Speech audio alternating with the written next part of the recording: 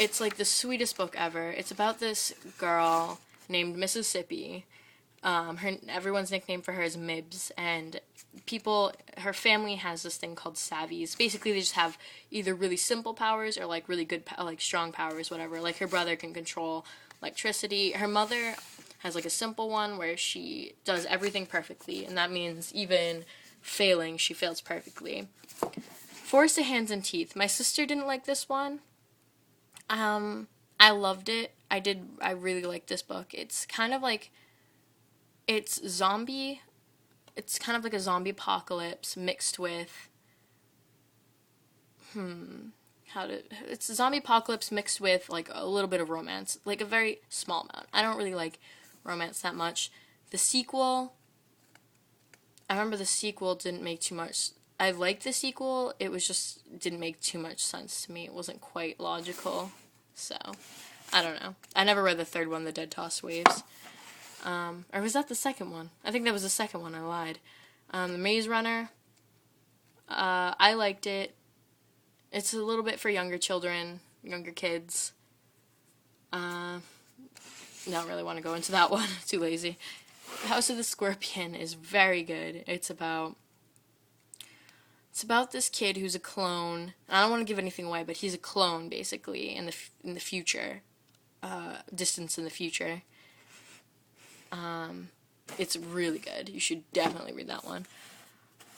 Procession of the Dead, another really good. These are also similar. These two are similar, which is why I think we put them next to each other. Procession of the Dead is really good. It's about this guy who goes to a town where he's supposed to become part of the drug trade his uncle's part of. I don't know. Things get really. It gets a little bit crazy. It's really, really good. It's by Darren Shan. He's the same guy who wrote like Cirque du Freak, I think. Those are his kids' book though. This is like for older people. So it's really dark. These two are kind of dark. Dragon's Keep is really, really, really good. It's about a girl who she's a princess, but she has a finger. She's part dragon a little bit. It's mostly romance. It's kind of romance, a little bit adventure, fantasy. Obviously, I loved it though. Blood Ninja. This book is ridiculous. I love it. It's about how all ninjas in this book are vampires. Vampires and ninjas go hand in hand. So that's basically what this is about. I'm not going to say it was the best book ever. I'm not going to say it was really bad. I liked it. Exile, I've never read. I'm not even 100% on what it's about. So let's... Oh, there's nothing on the back. Oh, Borders. I miss Borders. I'll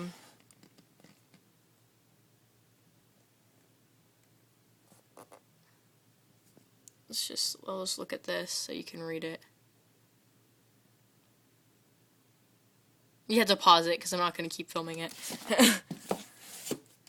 Catherine Jinks, I do love her.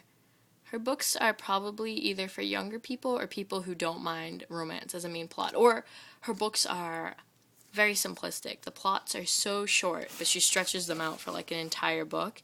I definitely didn't mind her books, but they're probably for younger people. I don't know why they have the main character looking so old in this. He's only like 13, I think, in the book.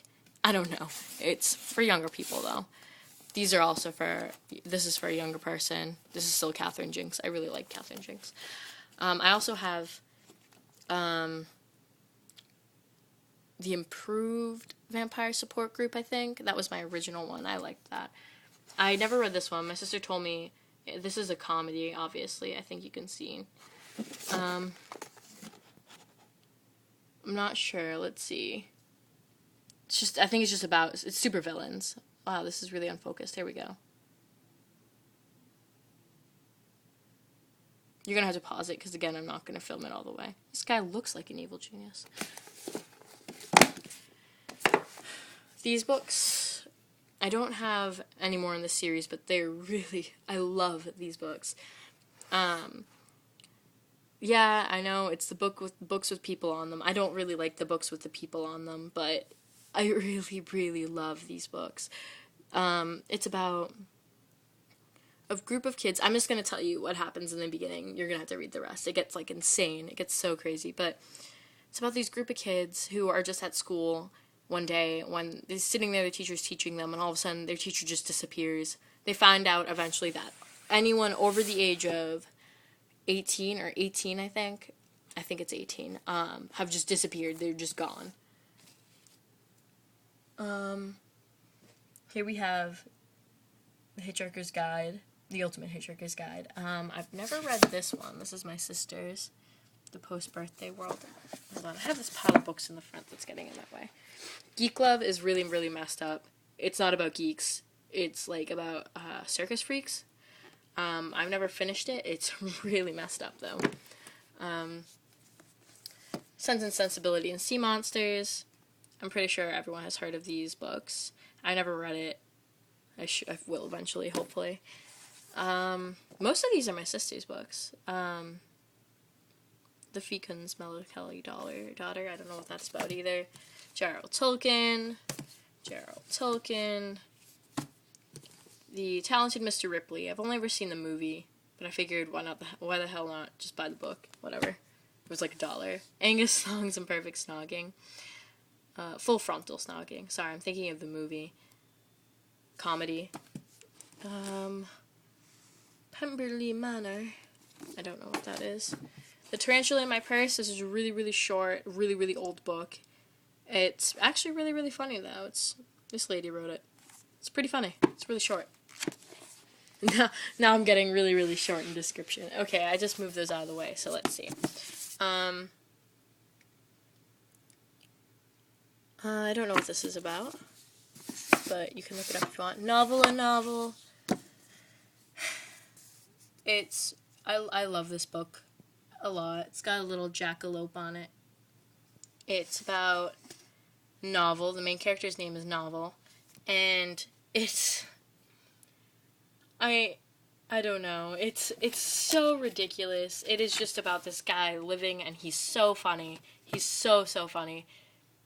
Every word out of his mouth is sarcastic and funny. Like, I love it. It's great. I got it for $1 at, like, a secondhand store somewhere. Feshes of Shopaholic. My sister loves this book. I've never read it. My sister has mostly good books, now that I'm looking at them. She said she didn't like this one that much. I've seen it at the store. I don't know what it's about. Guitar Girl and the Nick and Nora's Infinite Playlist. City of Ember is very, very good. The whole series is amazing.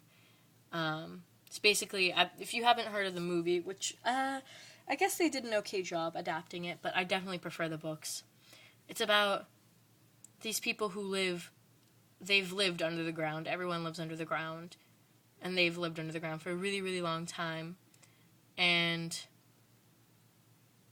I don't know, all of a sudden their city starts to, they have blackouts because the generator starts failing, and after a while they get forced to the surface. It's very good. Hater, I've never read.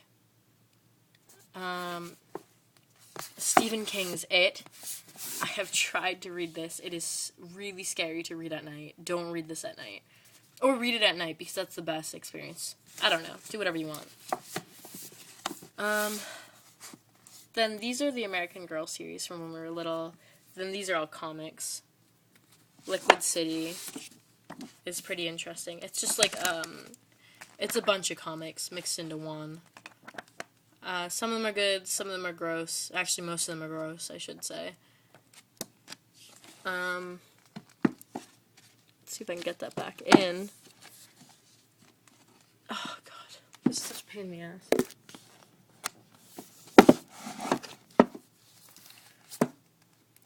These are all comics. This one, I think my sister bought just because the main character, that guy right there, was based after Milo Ventimiglia, and he's gorgeous, so I read it. It wasn't bad. And then I have the little Knights Templar about mice, which wasn't bad, but it wasn't that great either. But whatever, you know, which is on. Let's move over this way. Oh, I just knocked all those books over. I have a lot of crap in this room. Got a lot of caution tape for Golden Rock. Living Hell is another adult book by it's by